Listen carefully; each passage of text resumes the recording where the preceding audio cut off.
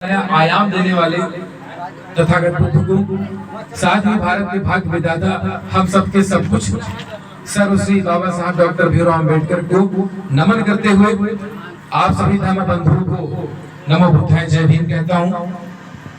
जैसा कि आप सभी ने मेरा संक्षिप्त परिचय प्राप्त कर लिया है, मेरा नाम आशीर्वाद प्रेम चौधरी है। आप सबके अपने ही समाज से हूँ, मैं जनपद बलरामपुर से हूँ और निरंतर अपने समाज के लिए, अपने शोषित वंचित पीड़ित समुदाय के लिए कार्यरत हूँ विगत 2016 से ही। और बहुत सारे लोग नहीं जानते होंगे, आप श्रद्धेय पप्पू गौतम जी जो कि हमारे मामा जी हैं, आपके सामने आपके समक्ष उपस्थित हैं। कई साथी हमारे जो कि अभी भोजन दान में वहां पर गए हुए हैं, भोजन ग्रहण कर रहे हैं। मैं चाहता था कि हमारी बातें उन तक पहुंचे। यदि आप सुन पा रहे हैं तो बड़ी अच्छी बात है, भोजन में यदि आप व्यस्त नहीं है तो देखिए, अभी कई श्रेष्ठ वक्ताओं ने और कई कवियों ने अपनी पंक्तियों के माध्यम से, अपनी रचनाओं के माध्यम से, अपने लेख, अपने सुविचारों के माध्यम से हमारे समुदाय, हमारे समाज को एक बहुत बड़ा संदेश देने का कार्य किया है। लेकिन एक छोटे से घटनाक्रम से भी आपको मैं बताना चाहूंगा। अभी सर ने भी जिस प्रकार से कहा कि संविधान के संदर्भ में हमें सभी प्रकार की जानकारियां प्राप्त करनी होंगी, क्योंकि हम सबका उद्धार यदि हो सकता है, हमारा मूल, हमारा वास्तविक, हमारा सब कुछ सिर्फ और सिर्फ भारतीय संविधान है। क्योंकि संविधान प्रदत्त अधिकार, मौलिक कर्तव्य ही हमें आपको उस उच्चतम स्तर पर पहुंचाएंगे। लेकिन सबसे बड़ी बात है कि संविधान और जय भीम रटने से क्या वास्तव में परिवर्तन हो रहा है या नहीं हो रहा है। क्योंकि सर ने बोलने से पहले ही मुझे कुछ बिंदु बता दिया था कि जो छोटी छोटी कमियां हैं उन पर आप अपना प्रकाश डालें। कोई बहुत बड़ी बातें नहीं करूंगा, माताएं बहनें सभी बैठी हुई है, कुछ लोग हमारे साथी उधर भी हैं, सुन रहे होंगे मुझे। ऐसी बहुत सारी चीजें हैं, अगर हम संविधान की बात करें भी तो कैसे करें। चलिए ठीक है, 2, 4, 5, 10 लोग हमारे समाज में संभ्रांत हैं, 100 लोग बैठे हुए हैं। मैं जहां तक मानता हूं कि 100 लोगों में से यदि 5 लोग भी बता ले जाएं कि बाबा साहब कब जन्मे थे और कब उनका महापरिनिर्वाण हुआ था, नहीं पता होगा आप सबको।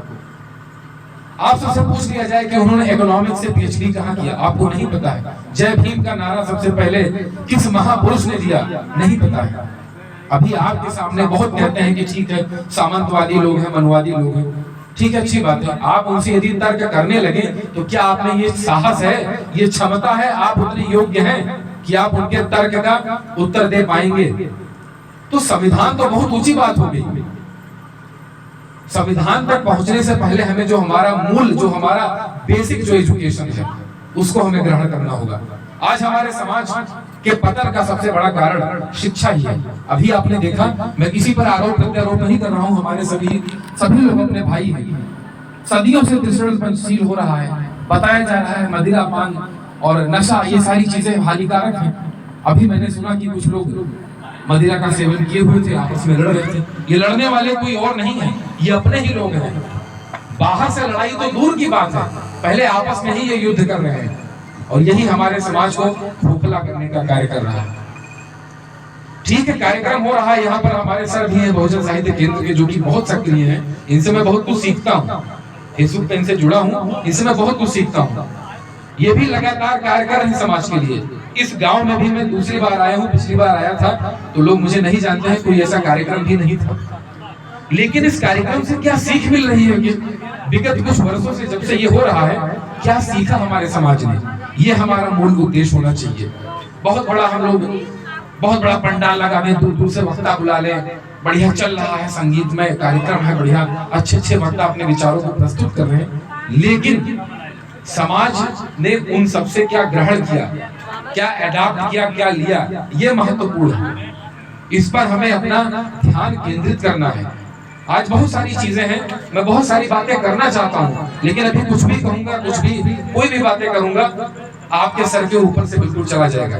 क्योंकि आपको पता ही नहीं है कि चूक कहाँ है, कहाँ आपके अधिकारों को खत्म किया जा रहा है। आरक्षण की बात कर रहे हैं, मैं देखता हूँ हमारे उम्र के जो साथी हैं बहुजन समाज के, सोशल मीडिया पर कुछ भी लिख रहे हैं अनाप शनाप।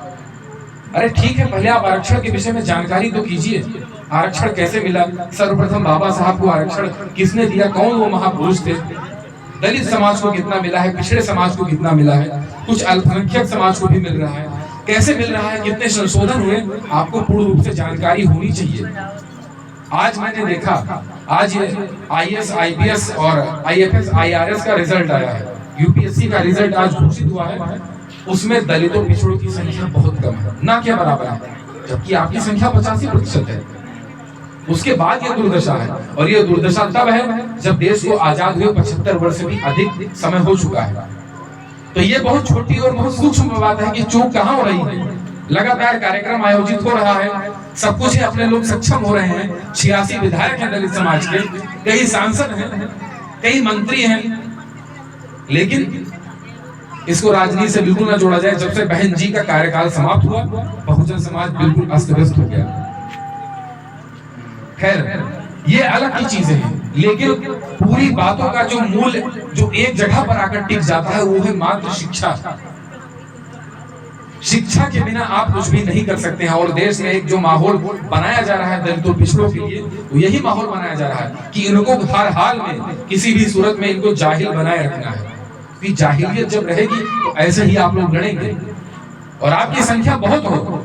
बड़े बड़े महापुरुषों ने, जर्मन के महापुरुष कार्ल मार्क्स ने एक बहुत बड़ी बात कही है कि जब मूर्खों की संख्या अधिक हो और आप अकेले विद्वान हो, तो आप कुछ नहीं कर पाएंगे, क्योंकि मूर्ख तब आप पे हावी हो जाएगा, आपसे तर्क नहीं करेगा, आपके ऊपर हमला कर देगा, आप क्या कर लेंगे। लेकिन यदि वहीं पर हमारे समाज के विद्वानों की संख्या अधिक है, तो कहीं ना कहीं एक बहुत बड़ा परिवर्तन आना शुरू हो जाएगा। परिवर्तन हो रहा है, लेकिन कहीं ना कहीं जो हमारा देवी पाटन मंडल है अभी भी बहुत पीछे है।